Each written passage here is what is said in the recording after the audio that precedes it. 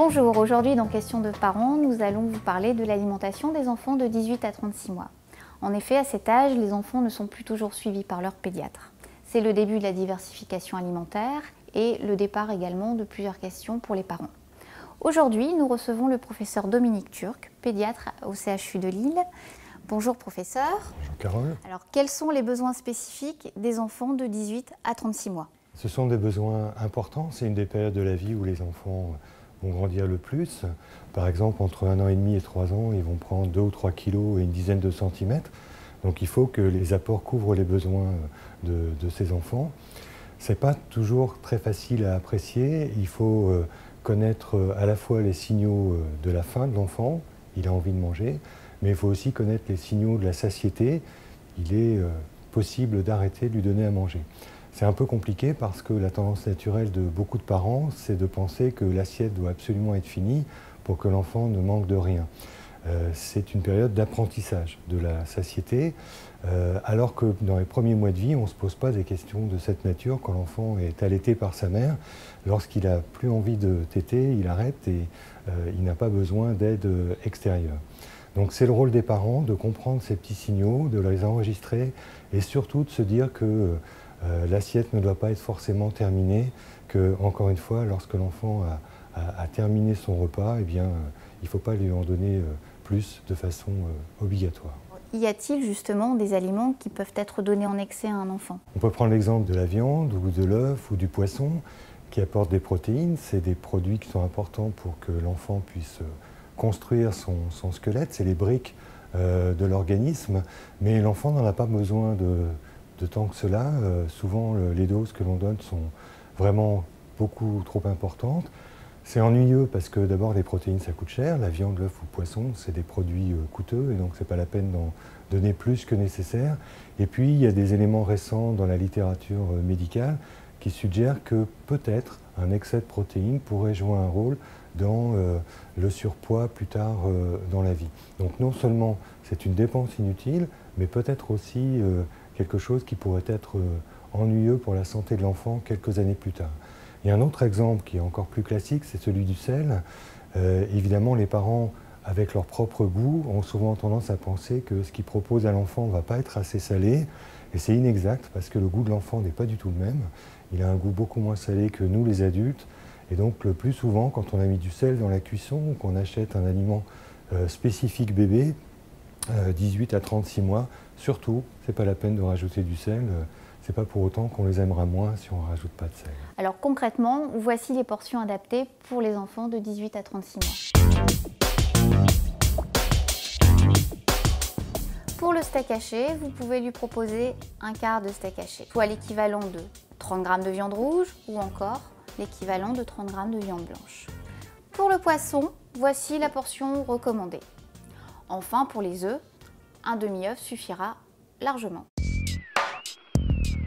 Pas toujours facile de faire manger du poisson aux enfants. Vous prenez votre morceau de poisson, vous le mélangez à la purée pour en faire une brandade. Et voilà, le tour est joué. Alors, un enfant qui fait ses 4 repas par jour, peut-il encore avoir faim dans la journée?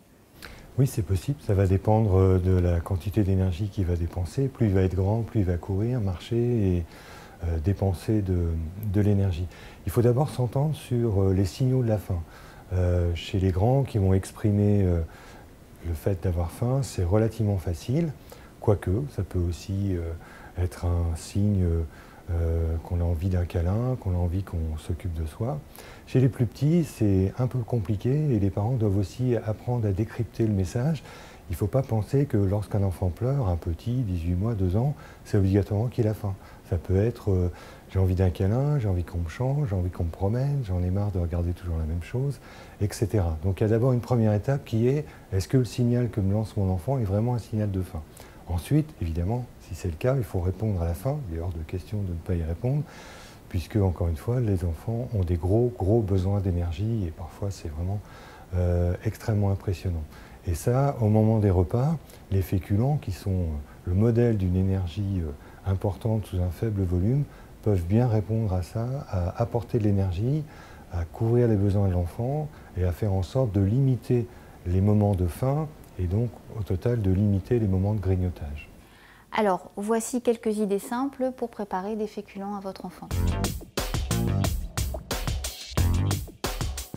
Vous pouvez préparer 2 pommes de terre. Pensez également aux coquillettes, vous verrez, ils adorent ça. Une autre idée pour varier les plaisirs, la semoule. Enfin, si vous avez peu de temps, pensez à la purée en sachet. Vous verrez, c'est très pratique et très facile à préparer. À partir de 18 mois, vous pouvez donner des légumes secs à votre enfant. Par exemple, les lentilles, non seulement elles sont riches en fibres et en minéraux, mais elles permettront de varier vos plats. Imaginons, mon enfant vient de terminer de manger, nous passons à table avec mon mari et il me réclame encore à manger. Que dois-je faire? Alors un petit commentaire, si vous le permettez, Carole, avant de répondre à votre question. Il ne faut pas hésiter à faire participer les jeunes enfants dès 18 mois, 2 ans au repas familial. C'est un moment d'échange, c'est un moment d'interaction et il ne faut surtout pas s'en priver. Évidemment, dans un climat de calme, de tranquillité, il va sans dire, mais ça va mieux en disant, que la télé et la radio n'ont rien à faire à ce moment-là. Mais si le petit a déjà mangé, on est un petit peu dans une situation compliquée, on a envie de le faire participer, mais on n'a pas envie de le gaver avec un deuxième repas. Donc ce qu'on peut faire, c'est soit ne pas lui donner le dessert dans son propre repas et attendre qu'on soit soi-même au dessert pour lui donner, ou bien encore le laisser un petit peu picorer, mais raisonnablement, parce que c'est un âge aussi où on a besoin de mettre les mains dans les aliments, et en particulier dans ceux que mangent papa et maman, les frères et sœurs. C'est un moment de découverte des aliments, mais de façon raisonnable, pas évidemment pour faire un deuxième repas, sinon ça va être vraiment tout à fait excessif. Donc le dessert, éventuellement pourquoi pas un petit morceau de pain en attendant de rejoindre le dessert de papa et maman, de façon à ne pas se sentir exclu. Encore une fois, les moments importants, le repas, c'est un moment d'échange, d'interactivité, et tout petit, on peut y participer, sans difficulté. Et concernant la boisson, que puis-je lui donner à boire? Eh ben, le plus simple, c'est de l'eau. Évidemment, c'est un peu compliqué parce qu'on est entouré de plus en plus de boissons sucrées. Beaucoup de parents aiment bien aussi les boissons sucrées et ils n'ont pas trop envie de refuser l'eau sucrée ou une boisson sucrée à leur enfant. Ce qu'il faut savoir, c'est qu'on aime tous, les mammifères, les hommes, les femmes, on aime tous le sucre. Ça, c'est inscrit dans nos gènes et les petits-enfants n'y échappent pas. Donc il ne s'agit pas de dire jamais de boissons sucrées, mais tout le temps des boissons sucrées, ce n'est pas non plus raisonnable, c'est des calories cachées, c'est beaucoup de calories, ça peut être le quart ou la moitié des besoins caloriques de la journée qui pourraient être apportés pour des boissons sucrées. Donner 2 ou 3 biberons à un enfant de 2 ou 3 ans de boissons sucrées, c'est comme si vous et moi, les adultes, on avalait 5 litres. C'est pas raisonnable. Donc un petit peu de temps en temps, mais ça ne doit pas être la boisson principale. Donc l'eau, c'est très bien, et il ne faut pas penser que les enfants n'aiment pas l'eau sans sucre. Ils aiment bien si on leur apprend à aimer. Vous avez sûrement encore des questions. Professeur, quels sont les conseils que vous pouvez encore nous donner? Alors Carole, l'alimentation, c'est un sujet passionnel. On a tous nos idées qui dépendent de nos habitudes, de notre culture, de notre origine.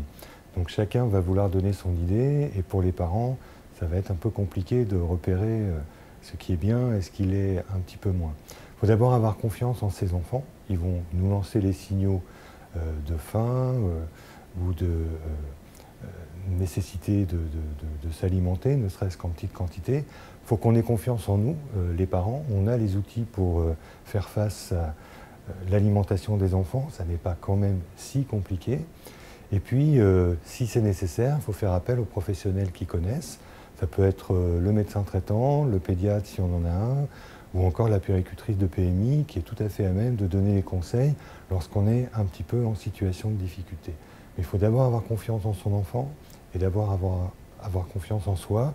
Le plus souvent, on va bien faire et si on ne sait pas comment faire, on va demander à ceux qui savent. Merci professeur et à très bientôt pour un prochain Question de parents.